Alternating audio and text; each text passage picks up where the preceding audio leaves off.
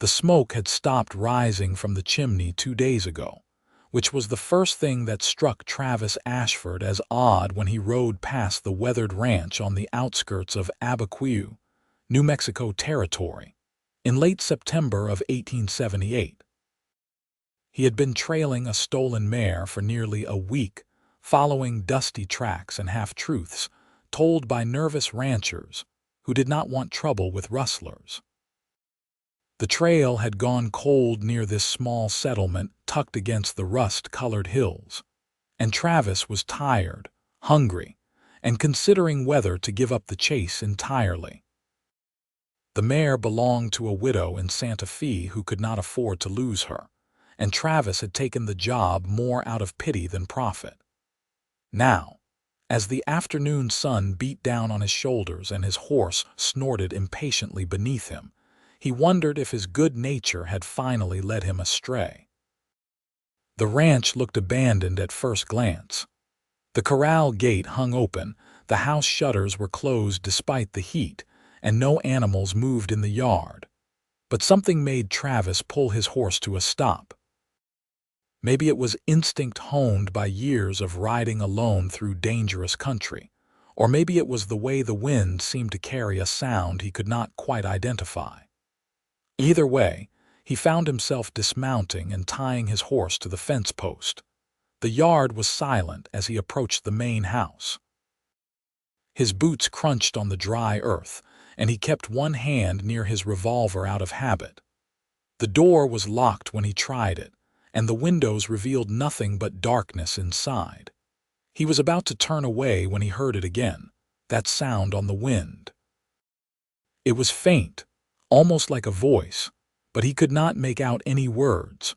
Travis walked around the side of the house, past a water trough that had long since dried up, past a chicken coop with its door hanging off the hinges. That was when he saw the smokehouse, a small stone building set back from the main structure. Smoke had once poured from its chimney to cure meat, but now it sat silent and somehow menacing in the afternoon light. The sound came again, and this time Travis was certain. Someone was calling for help. He ran to the smokehouse and found a heavy wooden beam barring the door from the outside. The beam was thick and weathered, clearly designed to keep something, or someone, from getting out. Travis grabbed it with both hands and heaved it aside, then pulled the door open. The smell hit him first, a combination of old smoke, sweat, and fear. Then he saw her. She was huddled in the corner, her dress torn and filthy, her dark hair matted around her face. When the light hit her, she raised one arm to shield her eyes and let out a small cry. Travis could see that her lips were cracked and bleeding, her skin pale beneath the grime. She had been in there for days, maybe longer. "Easy now," Travis said, keeping his voice gentle as he would with a spooked horse. "I'm getting you out of here." He stepped into the smokehouse and extended his hand.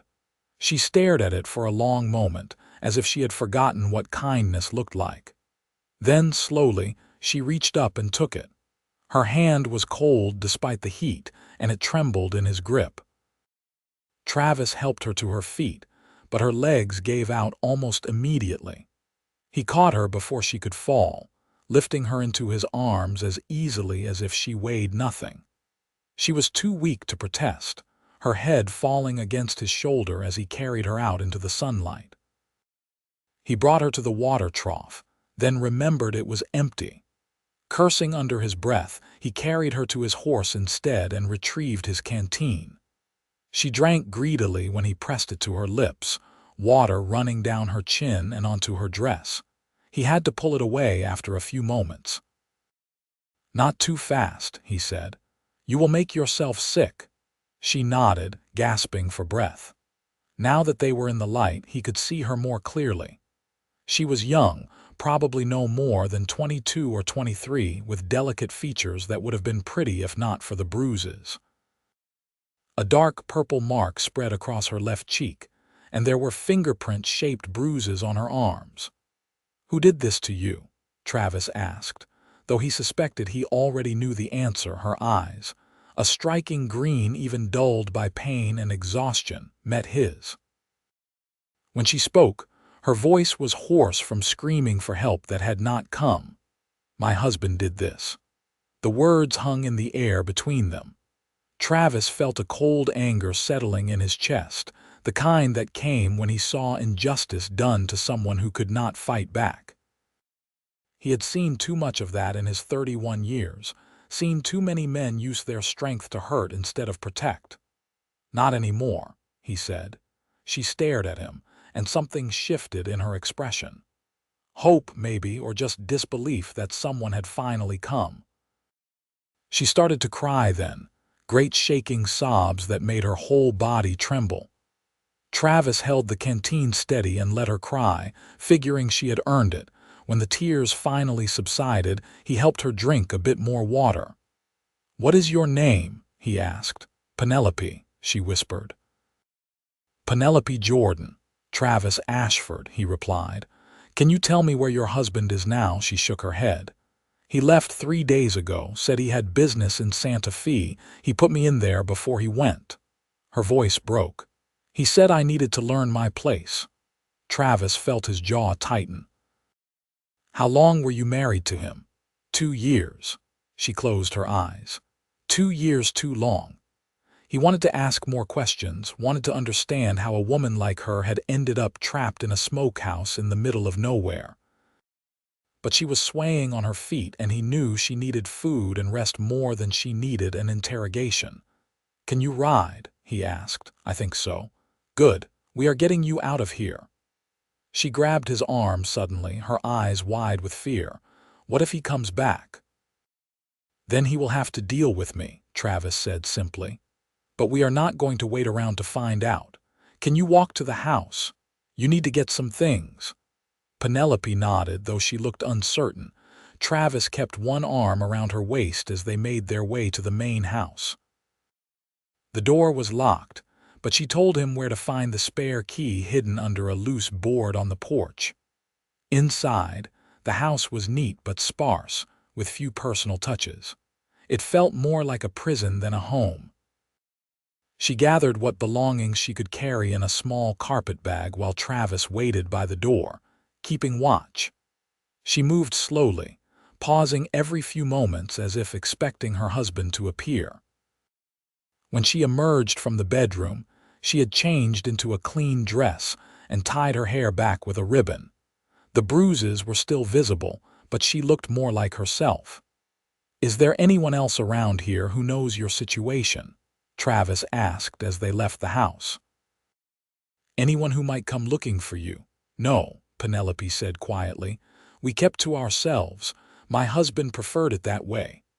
Travis nodded grimly. That was common enough among men who hurt their wives. They isolated them, cut them off from friends and family, made sure there was no one to witness or interfere. It made his blood boil, but he kept his anger in check. Getting Penelope to safety was the priority now. He helped her onto his horse, then swung up behind her. She tensed when his arms came around her to grip the reins, and he tried to give her as much space as possible while still keeping her secure. They rode away from the ranch at a steady pace, Travis constantly scanning the horizon for any sign of riders. "Where are we going?" Penelope asked after they had been riding for a while. "Abiquiu first," Travis said. "You need proper food and rest. Then we will figure out the next step." "He will look for me," she said, her voice small. "Let him look." They rode in silence for a while. The late afternoon sun painted the landscape in shades of gold and amber, and the air was beginning to cool. Travis could feel Penelope relaxing slightly against him, exhaustion finally overtaking fear. By the time they reached the outskirts of Abiquiu, she was half asleep in the saddle. The town was small, barely more than a collection of adobe buildings clustered around a central plaza. Travis knew it slightly from previous travels. There was a boarding house run by a widow named Mrs. Chen, a Chinese woman who had come west with her husband during the railroad boom and stayed after he died. She was known for her discretion and her kindness, which made her the perfect person to help Penelope now. He stopped in front of the boarding house and dismounted, then helped Penelope down. She swayed on her feet, and he kept a steadying hand on her elbow as they climbed the steps to the porch. Mrs. Chen answered his knock almost immediately, her sharp eyes taking in Penelope's condition in a single glance. "She needs a room," Travis said without preamble, "and probably a doctor." Mrs. Chen nodded once and opened the door wider. "Bring her in. I have a room ready." Travis helped Penelope inside and up the stairs to a small but clean room on the second floor. Mrs. Chen brought water and clean cloths, then shooed Travis out while she helped Penelope wash and change into a nightgown.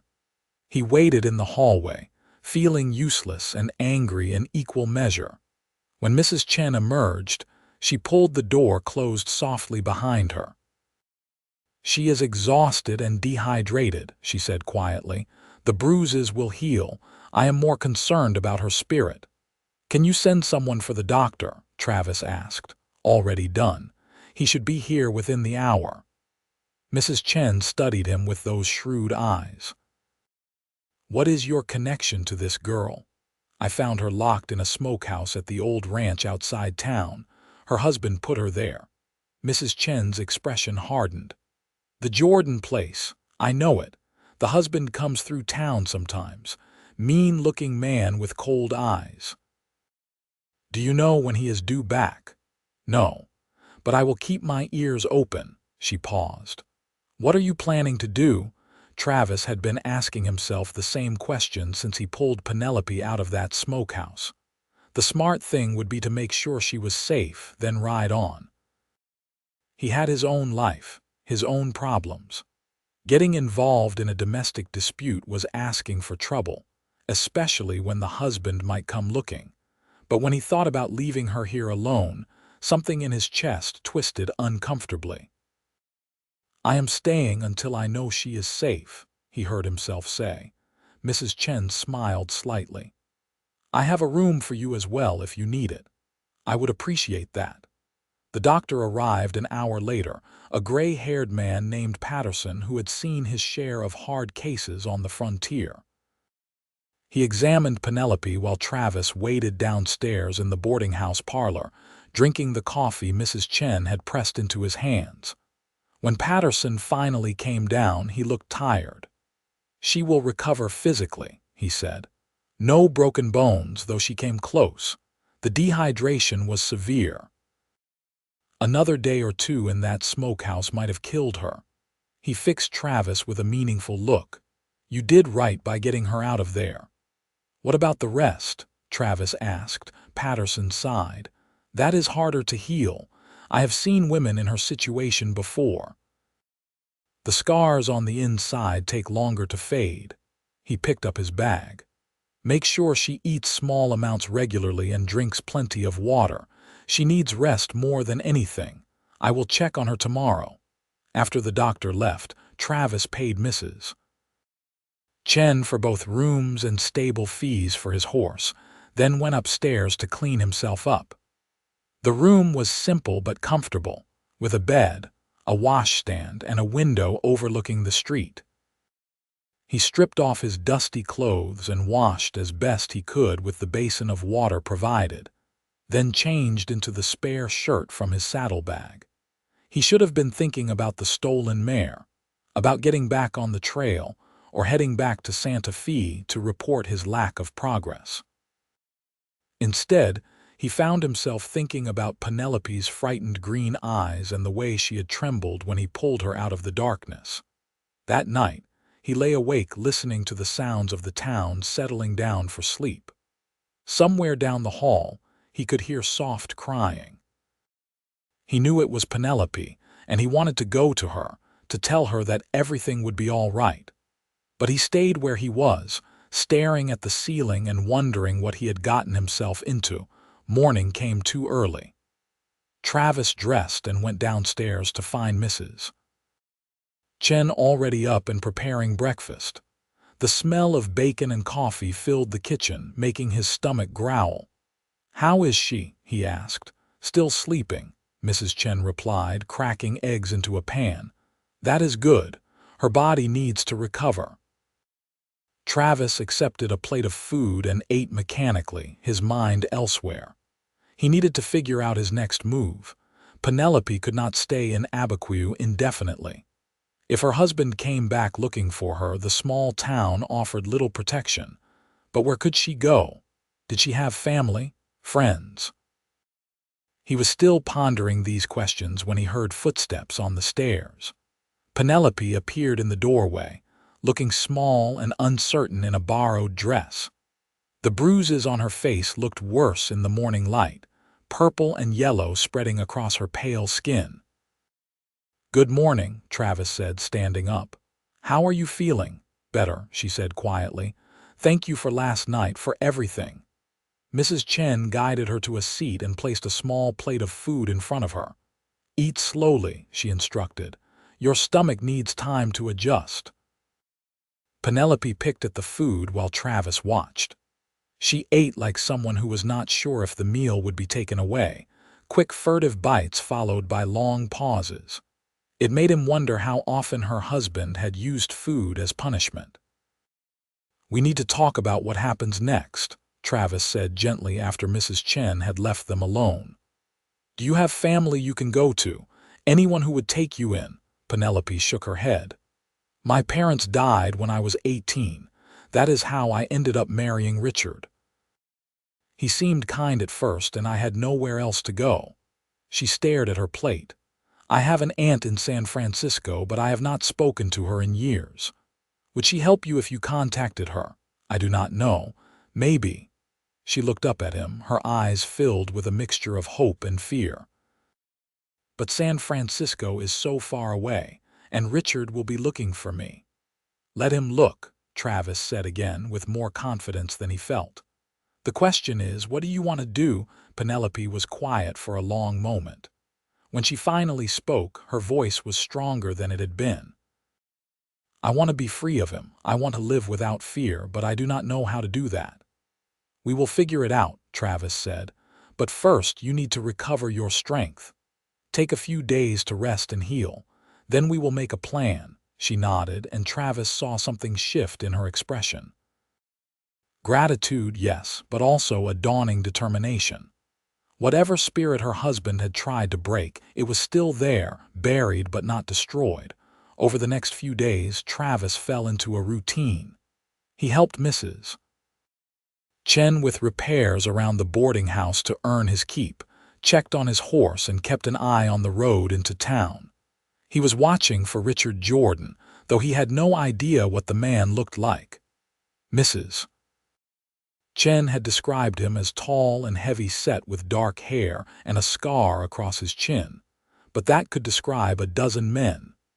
Penelope spent most of her time resting in her room, though she began to venture downstairs for meals. Travis found himself looking forward to those times, to the brief conversations they shared over coffee or the quiet moments when they sat on the porch in the evening air. She was intelligent and thoughtful, with a dry sense of humor that occasionally broke through her fear. He learned that she loved to read, but her husband had burned most of her books, that she had once dreamed of becoming a teacher, that she missed the ocean from her childhood in Boston. In turn, Travis told her about his own life. How he had come west after the war, looking for something he could not name. How he had worked as a ranch hand, a railroad guard, and now took odd jobs tracking down stolen property or helping people in need. He did not mention that he sent most of his money to his sister back in Tennessee, who was raising 3 children on her own after her husband died. Some things felt too private to share yet. The word surprised him when he thought it. It implied a future, a continued connection. He tried to tell himself he was just helping someone in trouble, that his interest in Penelope was purely protective. But he caught himself watching the way the evening light caught in her hair, noticed how her smile transformed her whole face when she forgot to be afraid. On the fourth day, Dr. Patterson declared Penelope well enough to move around more freely. The bruises were fading, and she had regained some of the weight she had lost. More importantly, she seemed steadier emotionally, less prone to startling at sudden sounds or flinching when someone moved too quickly.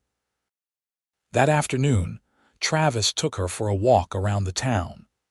It was a risk, being out in the open where Richard might see them if he returned, but Penelope needed to rebuild her confidence. They walked slowly through the plaza, past the church and the general store, past old men sitting in the shade and children playing in the street. "It feels strange," Penelope said as they walked, "being outside without fear." "You should not have to fear being outside," Travis replied. "Or being anywhere," she glanced at him. "Why are you doing this, helping me?" It was a question Travis had been asking himself. He could have left her with Mrs. Chen and ridden on. He had already done more than most people would have. But the truth was he did not want to leave. Not yet. "Because it is the right thing to do," he said finally. "And because I want to." They stopped near the church, where a small garden grew in defiance of the dry climate. Penelope reached out to touch a flowering cactus, her fingers gentle on the petals. "When I was in that smokehouse," she said quietly, "I thought I was going to die there. I thought that was how it would end, alone in the dark with no one even knowing I was gone." She turned to look at him. "You saved my life, Travis. I will never forget that." Travis felt something shift in his chest, a warmth that had nothing to do with the afternoon sun. "You would have found a way out," he said. "You are stronger than you think." "I do not feel strong." Strength is not about feeling strong, it is about surviving anyway. They walked back to the boarding house as the sun began to set, painting the sky in shades of orange and pink. Mrs. Chen had prepared dinner, and they ate together in the small dining room, talking about inconsequential things. It felt almost normal, almost peaceful.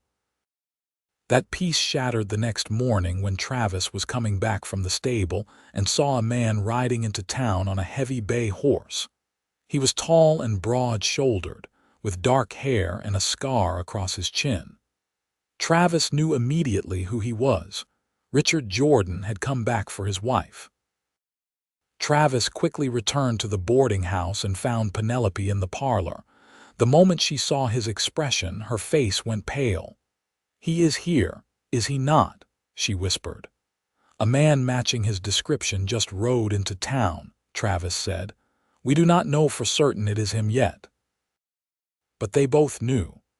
Travis could see the fear flooding back into Penelope's eyes, undoing days of healing in a single moment. He knelt in front of her chair and took her hands in his. "Listen to me," he said firmly. "You are not going back to him. I will not let that happen." "You do not understand what he is like," she said, her voice shaking.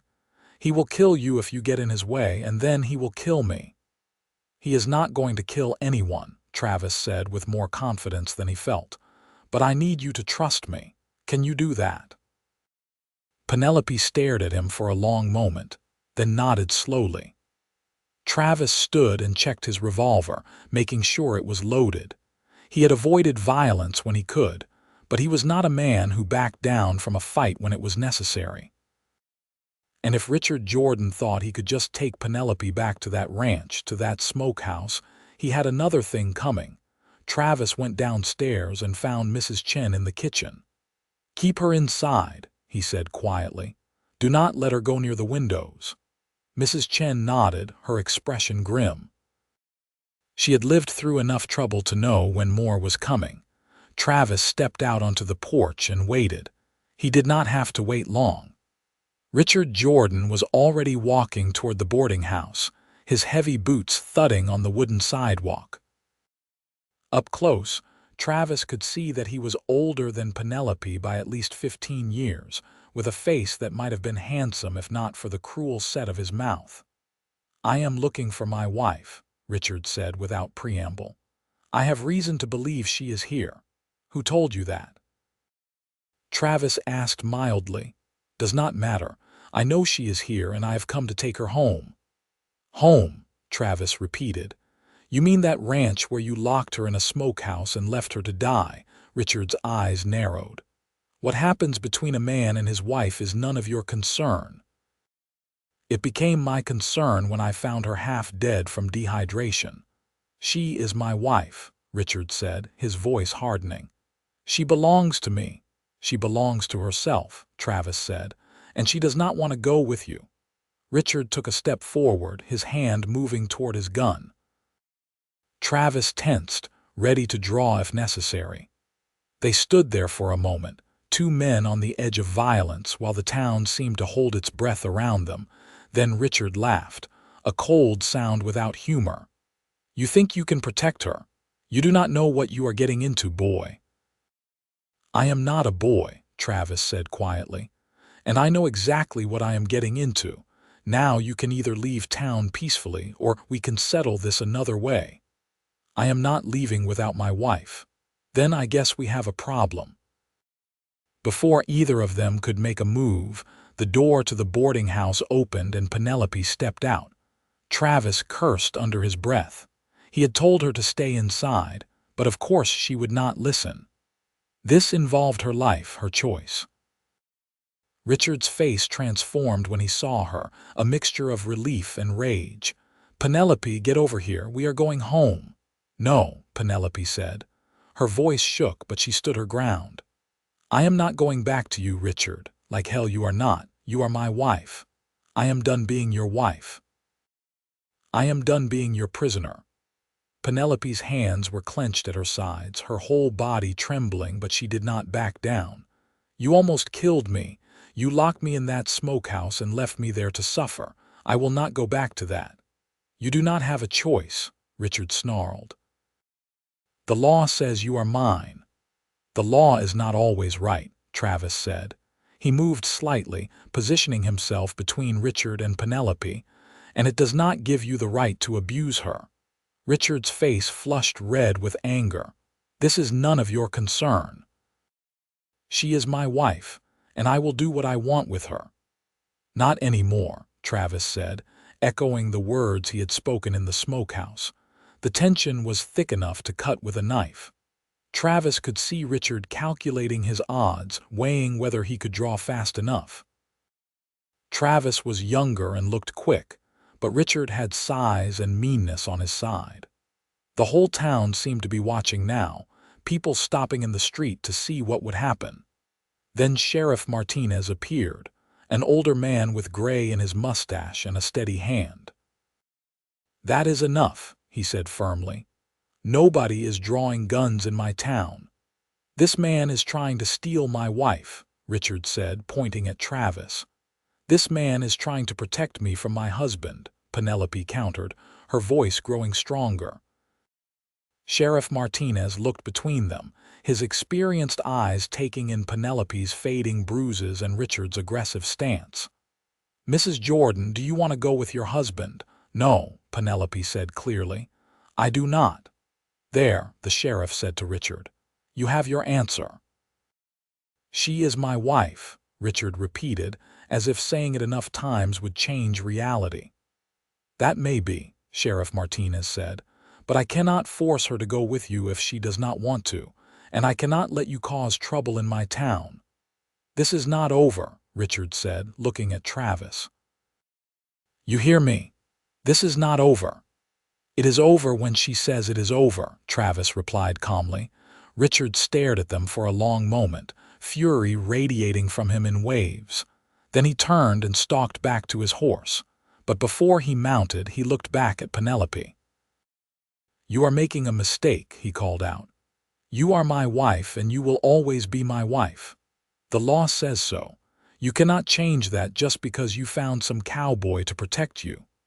Watch me, Penelope said. Richard rode out of town at a gallop, dust rising behind his horse. Travis watched him go, not relaxing until the man was out of sight. Even then, he knew this was not truly over. Men like Richard Jordan did not give up easily, especially when they felt they had been humiliated in public.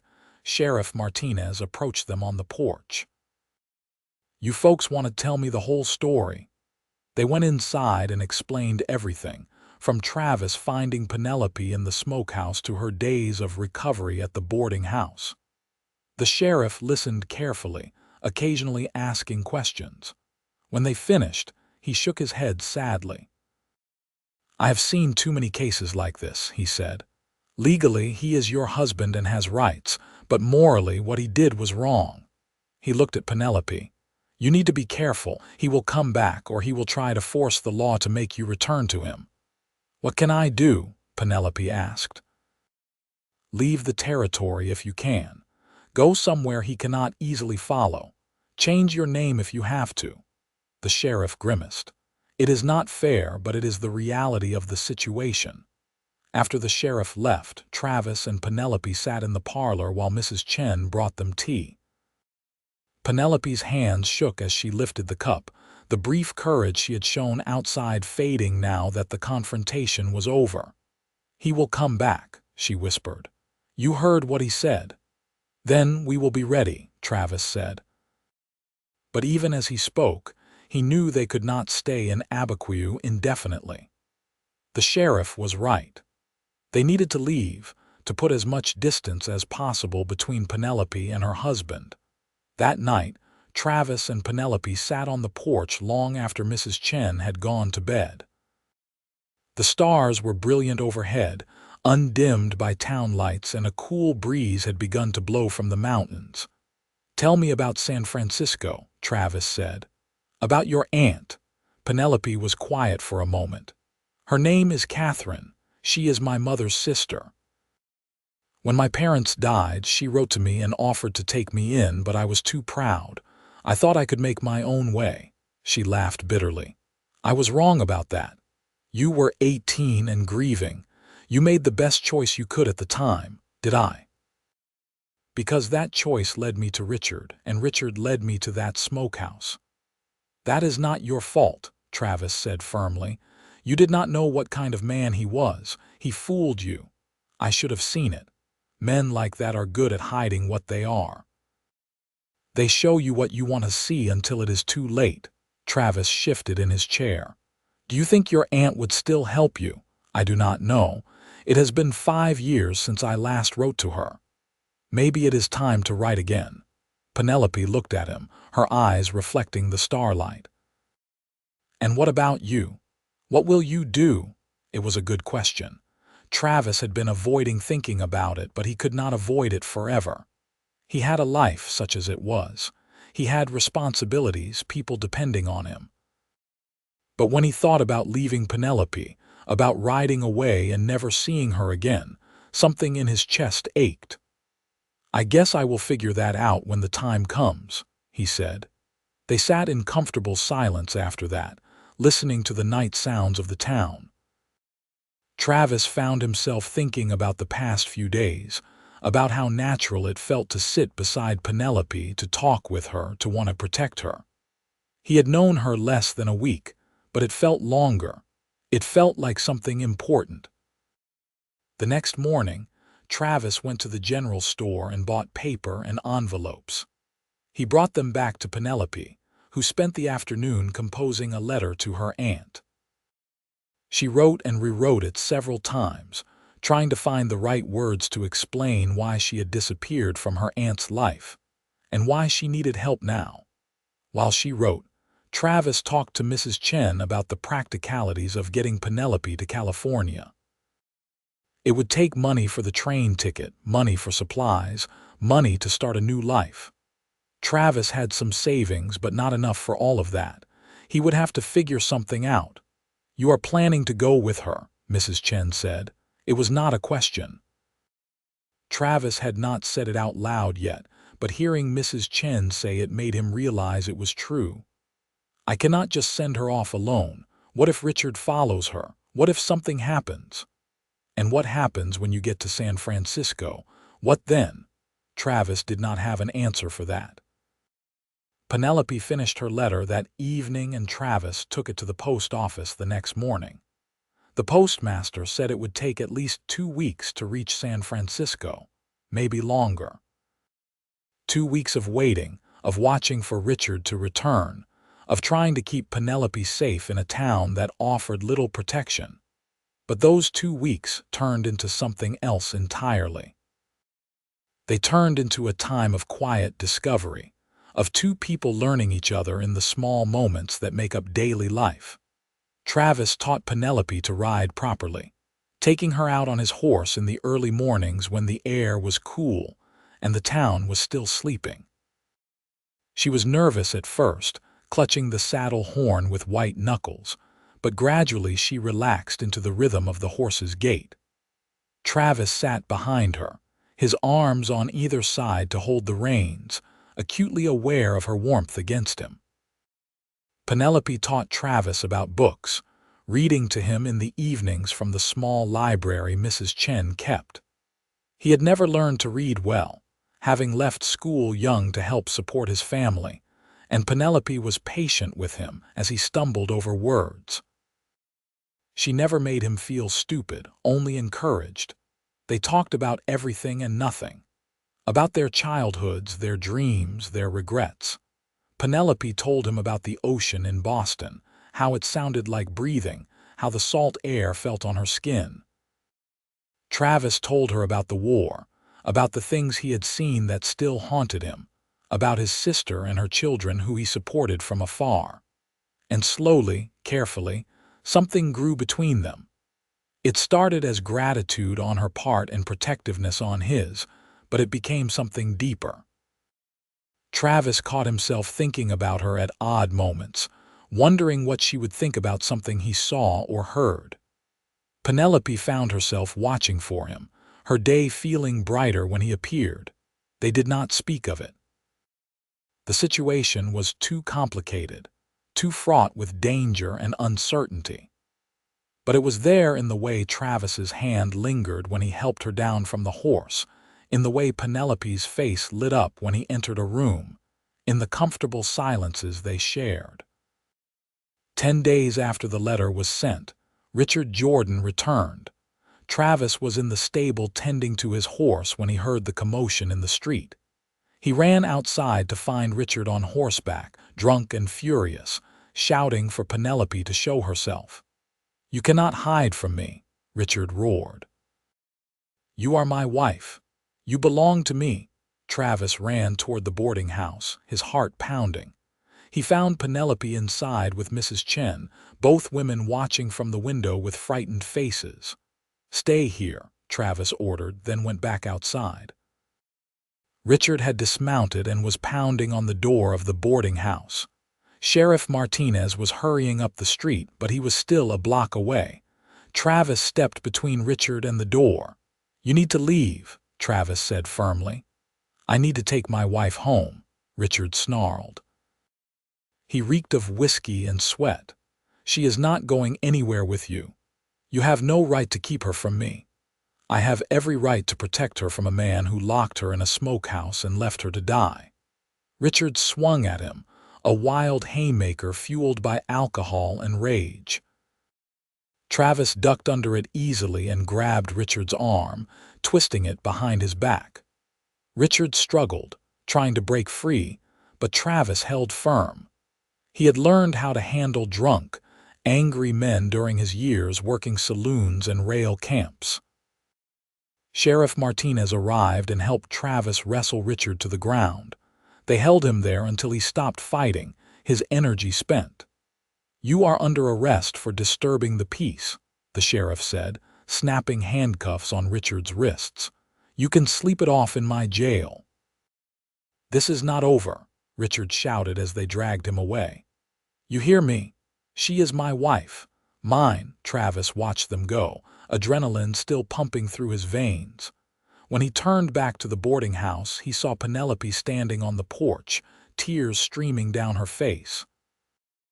"I am sorry," she sobbed. "I am so sorry. This is all my fault."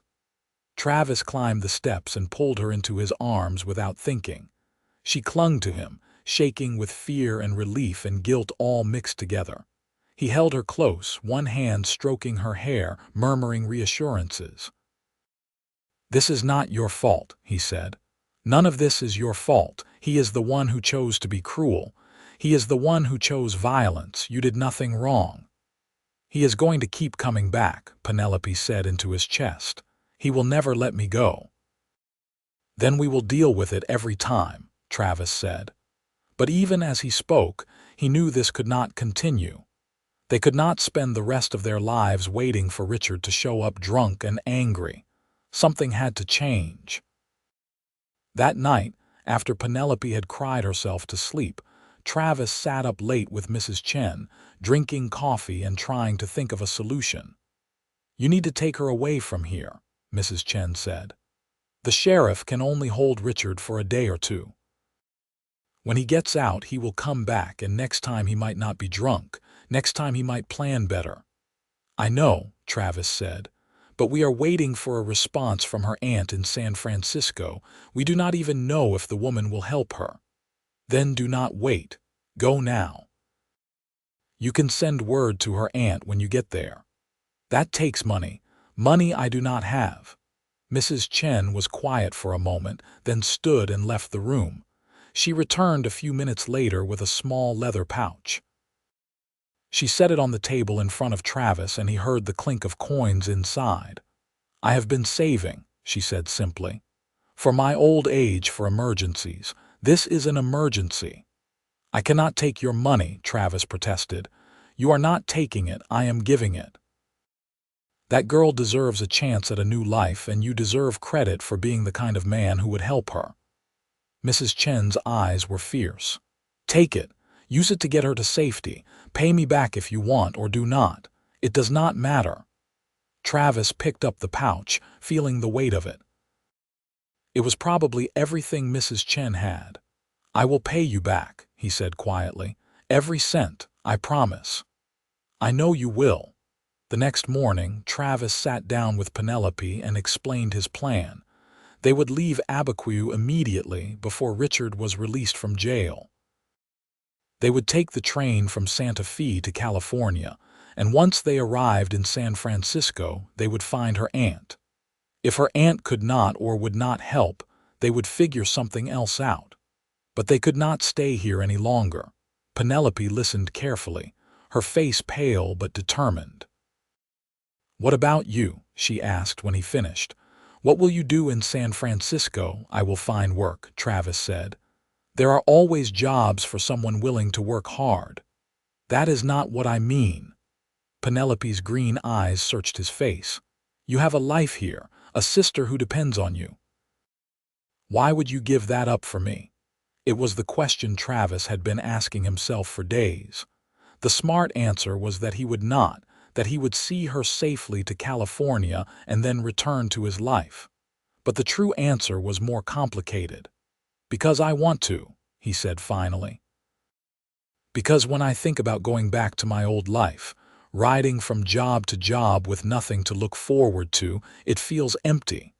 And when I think about you being out there somewhere, starting a new life, I want to be part of it." He took a breath. "If you want me to be." Penelope's eyes filled with tears, but this time they were not tears of fear or sadness. "I want you to be," she whispered. They left Abiquiu 2 hours later, riding out of town on Travis's horse before most people were awake. Mrs. Chen packed them food and supplies, pressing the leather pouch of money into Travis's hands despite his protests. Sheriff Martinez had agreed to hold Richard for as long as legally possible, giving them a head start. The ride to Santa Fe took most of the day. Travis kept them off the main road when he could, taking trails he knew from his years of traveling the territory. Penelope rode in front of him, relaxing into his arms as the miles passed. They talked little, both of them aware that this was a turning point, that they were leaving one life behind and riding toward an uncertain future. They reached Santa Fe as the sun was setting, painting the adobe buildings in shades of rose and gold. Travis found a respectable hotel near the train station and paid for 2 rooms, aware of propriety even as his heart wanted something different. They ate dinner in the hotel restaurant, both too nervous to have much appetite. "The train leaves tomorrow morning," Travis said. "We should rest while we can." Penelope nodded, but she did not move to leave the table. "Travis, I need to say something." "All right. I know this started as you helping someone in trouble. I know you probably never intended for it to become anything more than that." She met his eyes. "But somewhere along the way it became more for me. You became more." Travis felt his heart beating faster. "Penelope, I am not saying this to pressure you into anything," she continued quickly. "I know the situation is complicated. I am still legally married, even though I do not feel married. I am running away from a dangerous man. I have nothing to offer you except trouble and uncertainty." "You are offering me yourself," Travis said. "That is more than enough." "Is it? Because I come with so much baggage, so much damage." Travis reached across the table and took her hand. "We all have damage," he said. "We all carry scars from the things we have been through. That does not make you less worthy of love. It does not make you less valuable." "Love," Penelope repeated softly. "Yes," Travis said, committing to it fully. "Love. Because that is what this is, Penelope. I did not plan it. I did not expect it. But somewhere between pulling you out of that smokehouse and sitting here with you now, I fell in love with you. And if you will have me, I want to build a life with you, whatever that looks like." Penelope was crying now, tears running down her face, but she was smiling too. "I love you," she said. "I did not think I could feel this way again. I did not think I deserved it." "You deserve everything good this world has to offer," Travis said fiercely. They sat there holding hands across the table, hotel guests moving around them, the world continuing on while their own world transformed. Finally, reluctantly, they parted for the night. But as Travis lay in his bed, staring at the ceiling, he felt more certain about his future than he had in years. The train journey to California took 3 days. They traveled in a second-class car, watching the landscape change outside the windows as New Mexico gave way to Arizona and then California. The other passengers were a mix of miners, merchants, families heading west for opportunity, and drifters looking for the next big thing. Travis and Penelope talked for hours, sharing stories and dreams, planning a future that felt both terrifying and exhilarating. They played cards with an old prospector who claimed to have struck gold 3 times and lost it all to bad luck and worse women. They shared meals in the dining car and watched the sunset turn the desert into a sea of fire. On the second night, as the train rattled through the darkness, Penelope fell asleep with her head on Travis's shoulder. He sat awake, watching over her, feeling the weight of responsibility and love settling onto his shoulders like a comfortable coat. Whatever challenges lay ahead, they would face them together. They arrived in San Francisco on a foggy morning in early October. The city was bigger than anything Travis had seen, a chaotic jumble of buildings and people and noise. Penelope looked overwhelmed as they stepped off the train, clutching her small bag and staring at the crowds. "I had forgotten how big it was," she murmured. They found a modest boarding house in a respectable neighborhood and took a room. The landlady, a stern-faced woman named Mrs. O'Brien, made it clear that she ran a moral establishment and would not tolerate any impropriety. Travis assured her they were engaged to be married, which was not quite true but also not quite a lie given their intentions. The next morning, Penelope found the address for her aunt's house. It was in a nice neighborhood on the edge of the city, a 3-story Victorian painted pale blue with white trim. They stood outside for several minutes, Penelope gathering her courage. "What if she does not want to see me?" she asked. Then we will figure out something else, Travis said. But you will not know unless you try. Penelope nodded and walked up the front steps. She knocked, and they waited. After a long moment, the door opened to reveal a woman in her 50s with gray streaked hair and kind eyes. Those eyes widened when she saw Penelope. "My God," the woman breathed. "Penelope." "Hello, Aunt Catherine." Catherine pulled Penelope into a fierce hug, tears streaming down her face. "I thought I would never see you again. When you stopped writing, I feared the worst." She pulled back to look at Penelope properly, and her expression changed when she saw the fading bruises. "What happened to you, child?" "It is a long story," Penelope said. "Then you had better come inside and tell me." Catherine ushered them into a warm, comfortable parlor and called for tea. As they waited for it to arrive, Penelope introduced Travis and began explaining everything that had happened.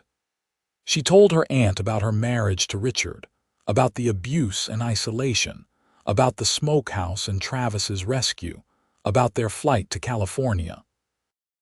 Catherine listened with growing horror, occasionally interjecting with questions or exclamations of dismay. When Penelope finished, her aunt was crying openly. "I should have done more," Catherine said. "When you stopped writing, I should have come looking for you." "You did not know," Penelope said. "I made sure no one knew. I was ashamed."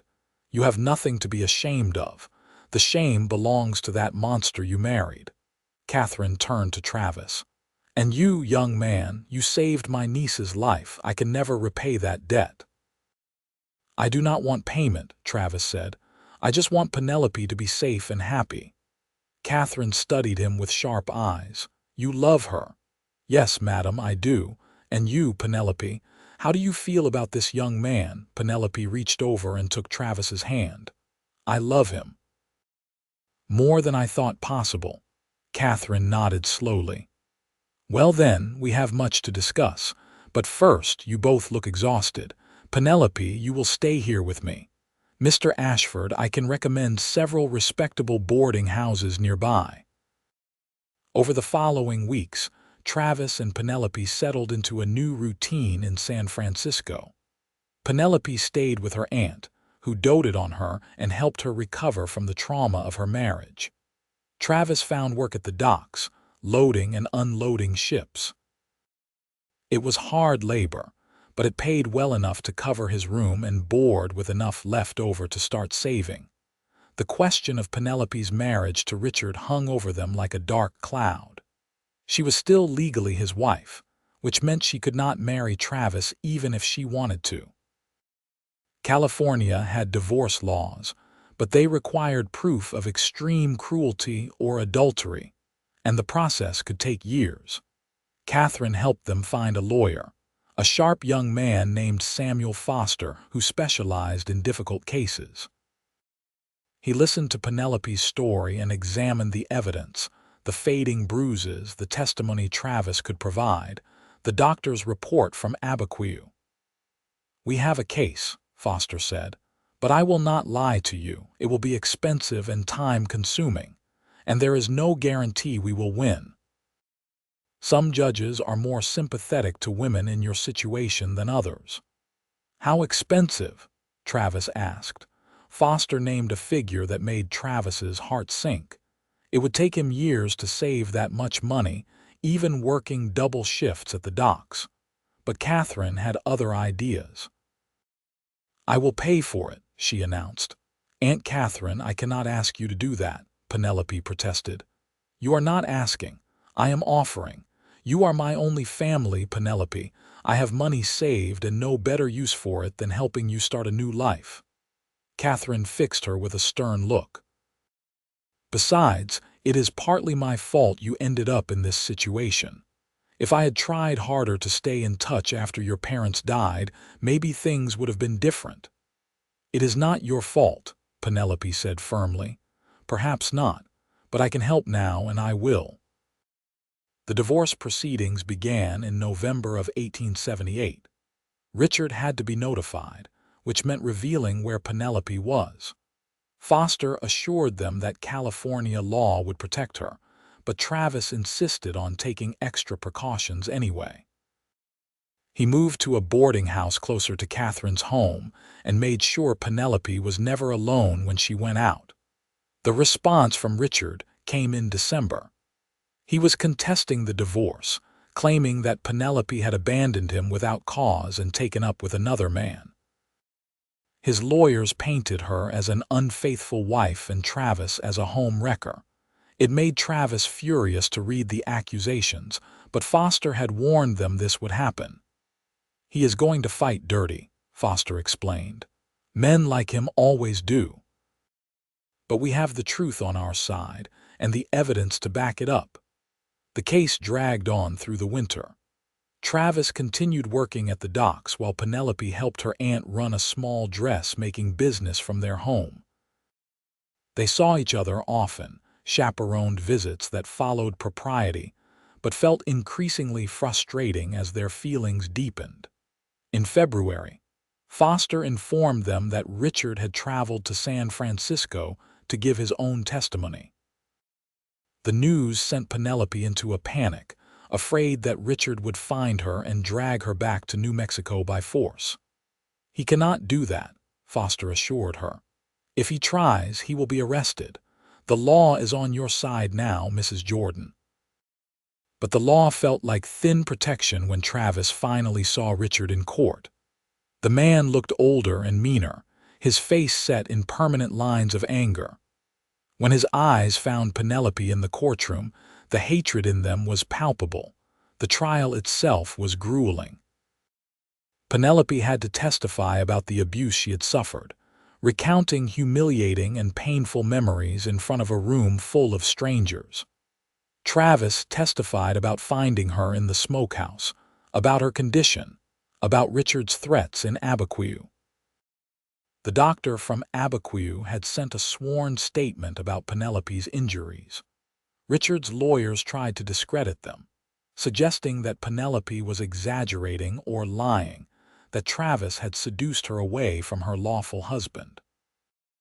Richard himself took the stand and painted a picture of a difficult wife who refused to obey her husband and ran away when he tried to discipline her. It was painful to sit through, but Travis held onto his temper. Losing control would only hurt their case. The judge was an older man named Harrison who listened carefully to all the testimony.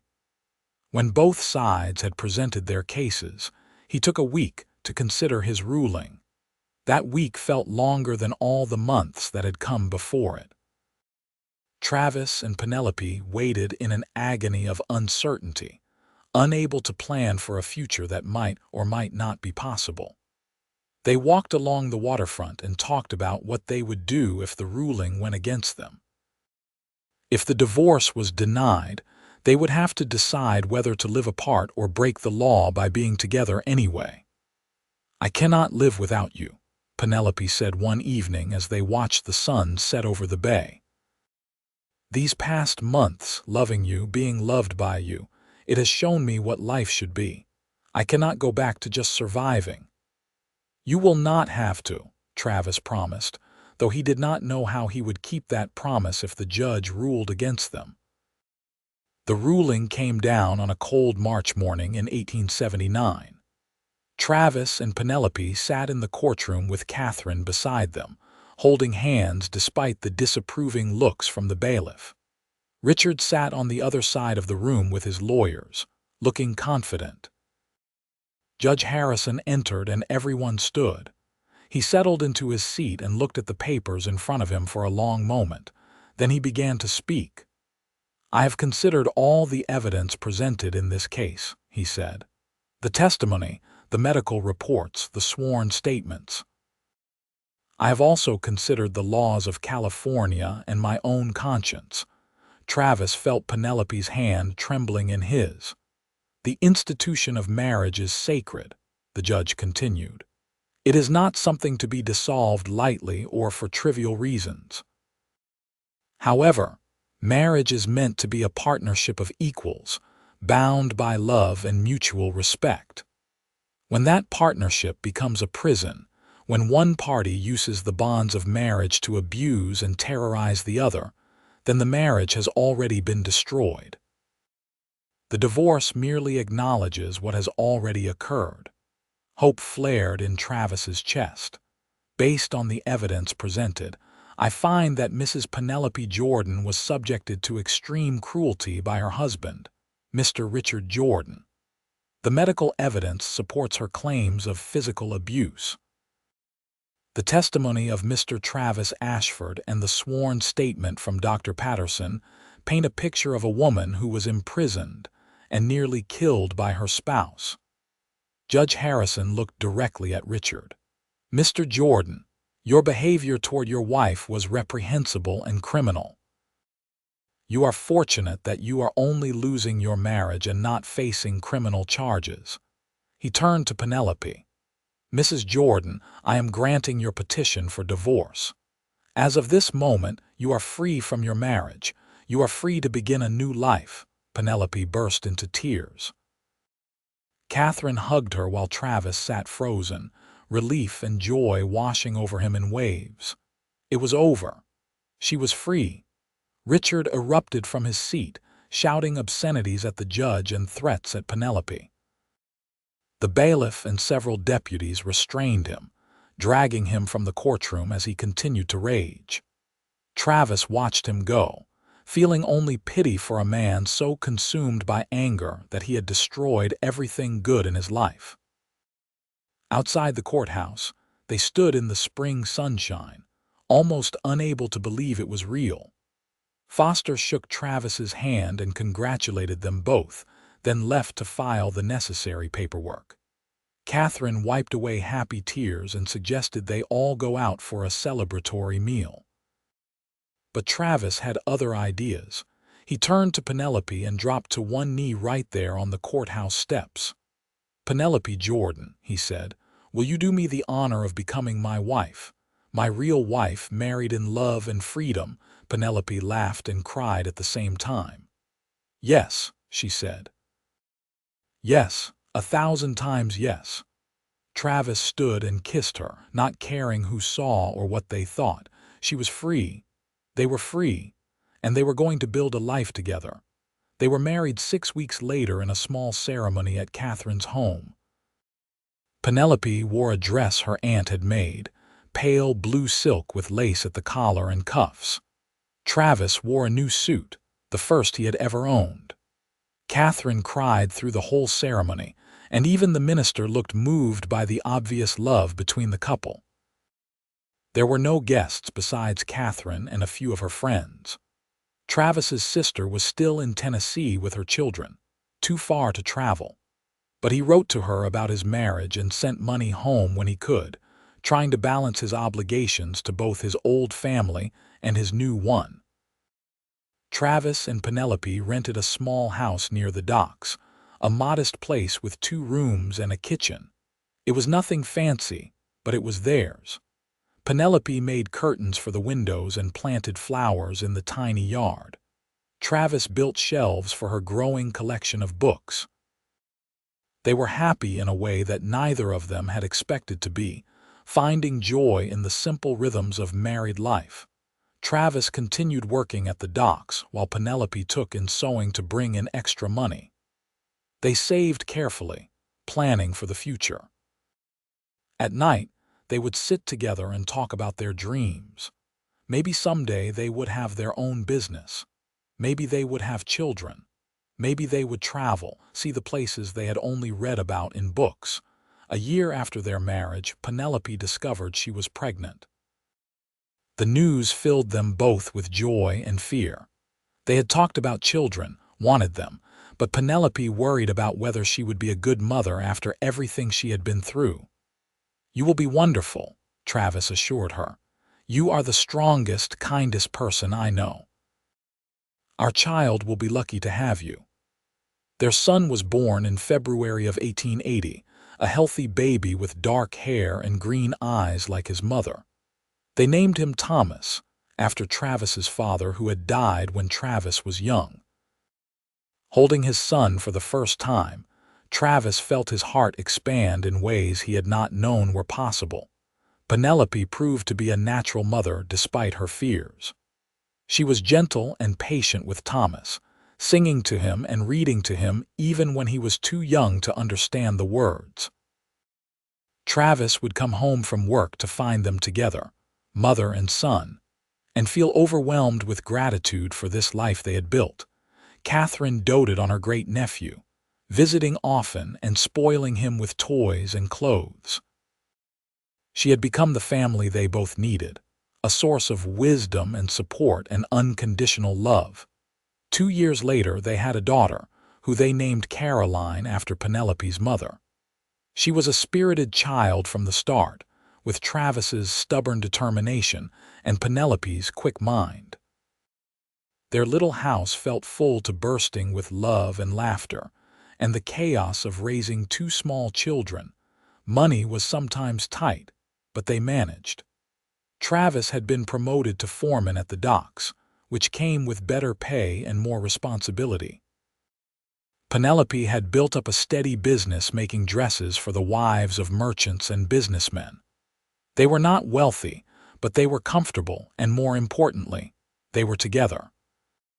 Sometimes, in quiet moments, Travis would think about that day in September when he had ridden past an abandoned ranch and heard a voice calling for help. He would think about how easily he could have kept riding, how his whole life had changed because he had stopped to investigate. It felt like fate, like some force larger than himself had guided him to that smokehouse at exactly the right moment. Penelope rarely spoke about her first marriage or the abuse she had endured. The scars had healed, both the visible ones on her body and the invisible ones on her heart. But sometimes Travis would wake in the night to find her crying, trapped in a nightmare about the smokehouse or Richard's rage. He would hold her and remind her that she was safe, that she was loved, that those days were behind her forever. As the children grew, Penelope told them age-appropriate versions of how she and Travis had met. She emphasized his bravery and kindness, how he had saved her when she needed help most. Thomas and Caroline grew up understanding that their father was a hero, even if he was too modest to call himself one. In 1885, word reached them through Catherine's network of friends that Richard Jordan had died in a bar fight in Denver. He had been drunk and started a confrontation with the wrong man. Part of Travis felt he should be sorry about another human's death, but mostly he just felt relief. Richard could never threaten Penelope again. That chapter of their lives was truly closed. They celebrated their 10th wedding anniversary in 1889. Catherine, now in her 70s but still sharp as ever, threw them a party. Friends from the neighborhood came, people from Travis's work, Penelope's sewing clients. Thomas and Caroline, now 9 and 7, helped serve cake and thought the whole thing was terribly exciting. That night, after the guests had gone home and the children were asleep, Travis and Penelope sat on their porch watching the stars. The house had grown with their family, additions and improvements made over the years. The neighborhood had grown too, San Francisco expanding in all directions. "You ever regret it?" Penelope asked quietly. "Giving up your old life? You could have had adventures, traveled freely. Instead, you are tied down to a wife and children, and a mortgage." Travis looked at her. This woman who had come into his life broken and afraid, and had blossomed into someone strong and confident. He thought about his children sleeping inside, about the life they had built together from nothing but determination and love. "Not for a single moment," he said. "This is the adventure, Penelope. This right here. You and the children and the life we have made. It is more than I ever dreamed of having." She smiled and leaned against him. "I love you, Travis Ashford." "I love you too, Penelope Ashford." They sat there as the night deepened around them, content in the knowledge that they had fought for this happiness and won. The road had not been easy, but they had walked it together, and that had made all the difference. The years continued to pass, marked by the small milestones of family life. Thomas grew tall and serious, with plans to become a lawyer like Mr. Foster, who had helped his mother so long ago. Caroline was bright and fearless, announcing at age 12 that she intended to become a doctor, scandalizing the neighbors but making her parents proud. In 1895, Catherine passed away peacefully in her sleep at the age of 81. Her death hit them all hard, but especially Penelope, who had lost her last connection to her childhood. They buried her in a cemetery overlooking the bay, and Penelope placed flowers on her grave every week for years afterward. Catherine had left her house and her savings to Penelope and Travis. The inheritance allowed them to expand Travis's work at the docks into his own shipping business. It was small at first, just Travis and a few employees, but it grew steadily. Penelope managed the books and the correspondence, her quick mind for numbers proving invaluable. By the turn of the century, they were prosperous in a way they had never imagined. They owned their home outright, had money saved, and employed a dozen people at the shipping company. Thomas had finished law school and was working at a prestigious firm. Caroline was fighting her way through medical school, one of only a handful of women in her class. Travis and Penelope were in their early 50s now, graying and creaking in joints that had worked hard for decades. But they were still in love, still finding joy in each other's company. They would take walks along the waterfront in the evenings, hand in hand, talking about their day or their children or memories of years gone by. Sometimes tourists would see them and smile at the obvious affection between the older couple. None of them knew the story of how that love had begun. In a smokehouse in New Mexico territory, where a woman had been left to die, and a cowboy had chosen to stop and help. In 1903, Thomas married a kind schoolteacher named Elizabeth, and they soon gave Travis and Penelope their first grandchild, a boy named Travis after his grandfather. Holding his grandson, Travis felt the circle of life completing. He thought about his own father, gone so long now, and hoped he would be proud of the man Travis had become, of the family he had raised. Caroline married a fellow doctor in 1905, a gentleman named Robert who treated her as an equal partner. They had no children, both too dedicated to their medical practice, but they were happy. Penelope and Travis supported her choice, understanding that there were many ways to live a good life. As Travis grew older, he began to slow down. He handed over more of the day-to-day operations of the shipping company to his employees, trusting them to carry on what he had built. He spent his time with Penelope, traveling a bit when his health allowed, spoiling his grandchildren, reading the books Penelope still loved to share with him. One evening in 1908, they sat on their porch as they had done countless times before. Travis was 71 now, Penelope 50. They had been married for 29 years, together for 30. Almost half their lives spent side by side. "You remember the smokehouse?" Travis asked suddenly. Penelope was quiet for a moment. "I try not to," she admitted. "But yes, I remember. I remember the darkness and the fear and thinking I was going to die alone." She turned to him. "And then I remember the door opening and seeing you there, offering your hand. That is the memory I hold on to. Not the fear but the rescue, not the darkness but the light you brought." "I am glad I stopped," Travis said. "I almost did not, you know, I almost just rode on past. But you did not. You stopped, you listened, you helped." She took his hand.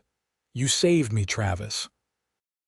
Not just from the smokehouse, but from the life I was living. You showed me what love should be." "You saved me too," Travis said. "I was just existing before I met you, going through the motions. You gave me a reason to build something, to be something more than a drifter taking odd jobs." They sat in comfortable silence, watching the sun set over the city they had called home for 3 decades. Tomorrow they would celebrate another day together. Next week they would visit their grandchildren. Next month they would mark another year of marriage. But right now, in this moment, they were simply two people who had found each other against all odds and built a life worth living. The smokehouse was far behind them, a dark memory overcome by years of light. Richard was gone, his cruelty unable to reach across the grave. The fear and pain and struggle had all faded, leaving only love and family and the quiet satisfaction of a life well lived. Travis had found a woman locked in a smokehouse, and she had said her husband did this. He had said not anymore, and he had meant it. That promise, made in anger and compassion on a hot September day in 1878, had shaped everything that came after. It had led them here, to this porch, to this life, to this love that had endured and grown and become the foundation of everything good they had built. As the stars began to appear in the darkening sky, Travis squeezed Penelope's hand. She squeezed back, and they smiled at each other with the easy affection of people who had weathered storms together and come out stronger. They had found their happily ever after, not in a perfect life without struggle, but in choosing each other every day through whatever came. And that, they both knew, was the truest kind of love story. Years later, long after both Travis and Penelope had passed peacefully in their old age, their grandchildren would tell the story to their own children. They would speak of a cowboy who had heard a cry for help and stopped to answer it, of a woman who had found the courage to leave an abusive marriage and start over, of a love that had grown from crisis into something beautiful and lasting. The story would be passed down through generations, a family legend about courage and kindness and the transformative power of love. And though the details might change slightly with each telling, the heart of it remained true. That one act of compassion on a dusty September day had changed two lives forever, creating ripples that spread through time, touching everyone who came after. That was the legacy Travis and Penelope left behind. Not wealth, though they had achieved comfort. Not fame, though they were respected in their community. But love. Deep, abiding, transformative love that proved even the darkest circumstances could give way to light if you had the courage to reach for it. And in the end, that was the only thing that truly mattered.